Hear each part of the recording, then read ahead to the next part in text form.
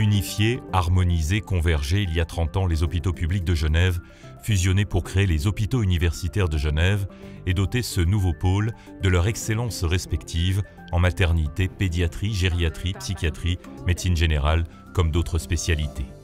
La richesse des HUG aujourd'hui, c'est que c'est les hôpitaux universitaires de Genève, mais c'est une institution qui est composée de 11 sites hospitaliers, de 20 lieux de soins. Ça représente aussi 160 métiers différents, 13 000 collaboratrices et collaborateurs qui travaillent 24 heures sur 24, 7 jours sur 7 pour prodiguer des soins d'excellence à la population. C'est vraiment la conjugaison de ces différents métiers, de ces savoir-faire, mais aussi le savoir-être.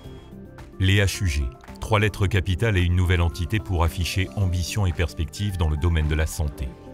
Si hôpitaux et Genève se sont imposés comme une évidence, c'est le mot universitaire qui s'est installé comme un marqueur fort de missions essentielles interdépendantes, soigner, enseigner, chercher.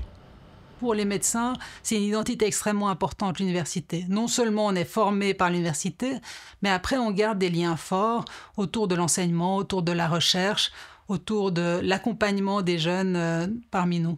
La façon de faire le soin, de se préoccuper du patient, de mettre le patient comme un partenaire de soins est tout aussi révolutionnaire et tout aussi important. On travaille avec le patient et la patiente. Et ça, c'est, je pense aussi, la création des HUG qui, petit à petit, nous a permis d'aller vers cette évolution et ce changement de paradigme majeur. 3 exemples concrets et actuels, porte d'entrée pour illustrer 30 ans d'approche nouvelle, de prise en soins plus efficiente, de recherche et d'avancées majeures. Le développement de la médecine ambulatoire, les nouvelles constructions et les nouveaux centres de soins, la télémédecine et l'intelligence artificielle.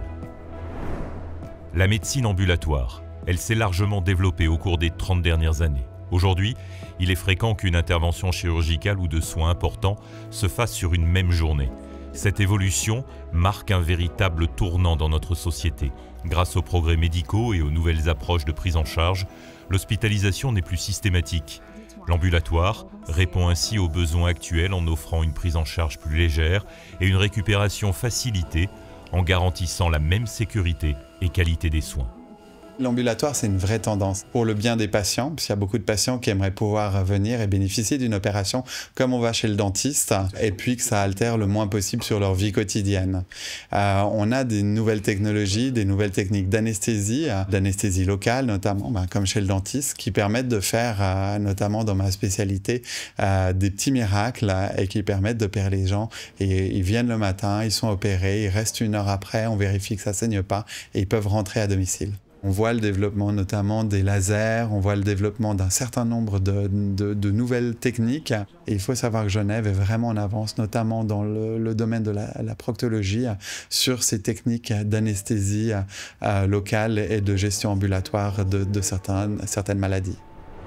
En 3 décennies, le visage des HUG a changé. Son centre, le quartier Cluse-Roseraie, s'est redessiné dans son ensemble. Des nouveaux bâtiments qui côtoient les anciens, rénovés au fil du temps. Les chambres à 1 et 2 lits se généralisent. Les HUG ont grandi pour garantir excellence et expertise avec des secteurs de plus en plus spécialisés. On a eu bien sûr toute la zone de Juliard qui a été changée. Il y a la maison de l'enfance et de l'adolescence qui est vraiment pour moi un succès parce qu'il a été construit avec les utilisateurs, que ce soit les patients et les collaborateurs, pour essayer d'en faire quelque chose autrement. Comment est-ce qu'on peut arriver à l'hôpital et de se dire c'est un lieu où j'ai envie d'aller, c'est pas un lieu où j'ai peur, où j'ai l'impression de recevoir une étiquette. Il y a beaucoup d'autres constructions qui se font. Là, les urgences viennent d'être rénovées. On a les bâtiments du bloc opératoire qui sont en train d'être finalisés. Il y en a beaucoup à venir aussi, donc c'est aussi assez excitant pour nous de se dire que ces 30 ans, on a vu ce développement, mais c'est pas terminé. On continue de faire mieux pour nos patients. La télémédecine, elle est déjà une réalité. Elle va même se renforcer et permettre une nouvelle façon de soigner dans une médecine de plus en plus personnalisée. La télémédecine permet aussi de donner plus de place et de temps aux patientes et patients, et aussi donner plus de sens à la consultation sur site quand celle-ci ne peut se faire à distance.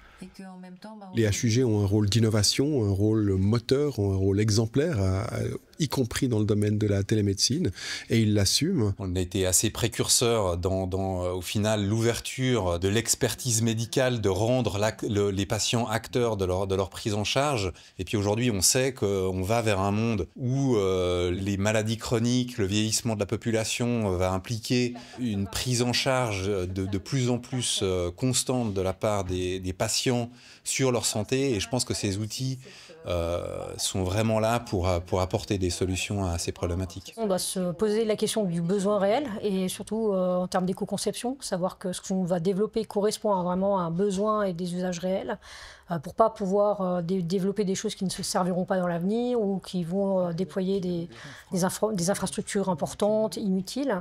Ça doit avoir une ergonomie qui s'adapte à tout type de population et qui doit répondre à des enjeux aussi de société. Et je pense que la télémédecine répond vraiment à toutes ces problématiques, en fait. De nouveaux outils numériques qui s'appuient de plus en plus sur la puissance de l'intelligence artificielle. L'IA, dans de nombreux domaines, comme le diagnostic ou la robotique, dessinera les contours de la prise en charge de demain. C'est vrai que l'IA, on l'utilise déjà, à l'hôpital, c'est déjà en marche, mais j'imagine que dans les prochaines années, ça va être vraiment une révolution et qu'on va pouvoir, j'espère aussi, le mettre au service des gens qui y travaillent, c'est-à-dire pour essayer d'alléger des tâches où ils n'ont pas vraiment de plus-value et qui leur permet de mieux faire leur travail. Ça va modifier nos prises en charge, ça va nous faire peut-être repenser notre manière d'organiser le soin avec de la technologie embarquée. Donc oui, là il y a un défi également et une évolution qui doit encore venir.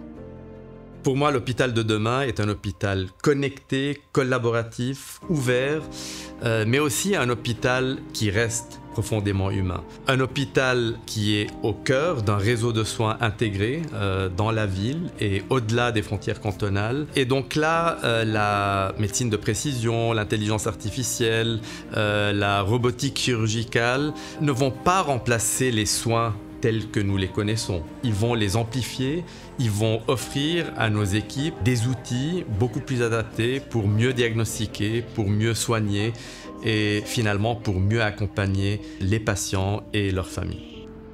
Au cœur de ces unités, chacune et chacun bénéficie de soins d'excellence tout au long de la vie. De la naissance, ici à la maternité la plus importante en Suisse, aux prises en charge du grand âge. On a des experts dans tous ces âges-là et dans toutes les problématiques qui touchent ces âges-là. C'est une chance pour le canton. Je crois qu'on puisse aller depuis la prématurité jusqu'au grand âge, tout le long au HUG.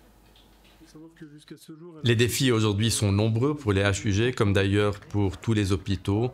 Le vieillissement de la population, la pénurie du personnel médico-soignant, qui est une réalité globale, la complexification des soins, mais aussi la transition écologique, la transformation numérique. Donc les HUG doivent continuer à innover, tout en restant fidèles à leur mission humaniste et humaine. Ça signifie vraiment développer et renforcer l'attractivité des talents, des différents métiers des HUG.